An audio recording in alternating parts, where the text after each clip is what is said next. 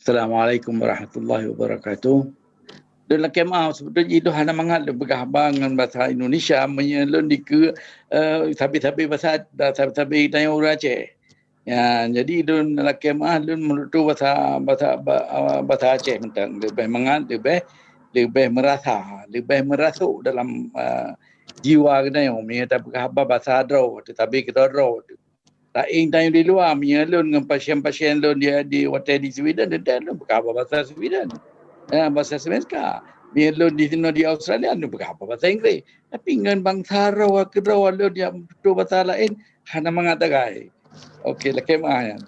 Jadi bahasa Acehnya mulainya terserah Pak Dro tanya. Ya, Pak Dro tanya, getanyo yang pemilik bahasanya. Getanyo pewaris daripada endatu getanyo. Yang bahasa Acehnya nak ke bahasa Maku getanyo.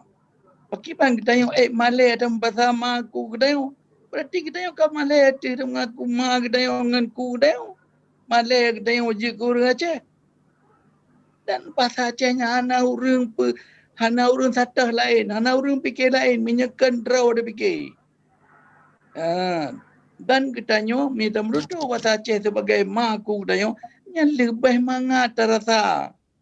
Sikret nari ke musuh bahasa Aceh ke pegah waktu tengok diluk lang ulai tengok terus bate kiri.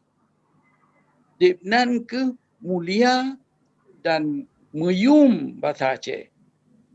Sebab zaman Aceh masa kerajaan Aceh Uraji bahasa Acehnya memang tak ada bahasa urung-urung suku-suku lainnya ubud-ubudnya lagi gayo lagi simelu lagi pak farid pegah beno memang masing-masing no yang gebi kebebasan kita yang hana diktator. Nyan program kerajaan Aceh zaman kerajaan yang pontat federal dalam dunia. Lebih awal ni Amerika. Jadi kita tengok tapi kebiasaan tetapi untuk pemersatu lagi lingua franca di Aceh nak kenyan na dua bahasa tenan. Iaitu bahasa Aceh yang berukun yang umum. Lagi bahasa Aceh yang lun mari uronyo atau yang tamari itanyo yang le bahasa Aceh pesisir lagi Profesor Farid Pegamano.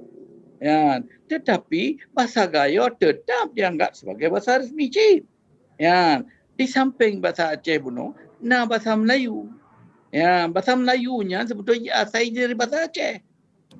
Yang bahasa Melayunya sebagai lingua franca untuk seluruh Nusantara. Termasuklah yang pelara bahasa Melayunya nuronyo, nah ke orang Malaysia sebab Malaysia kan mereka. Menanci awak Brunei.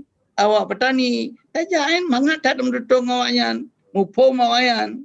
Malah awaknya, hana itu imijau Jawa, hana itu pengen lewat bahasa Melayu. Sebab kamu jampu dengan bahasa luar. Kamu jampu gendong, ngensing, ngempang, macam-macam.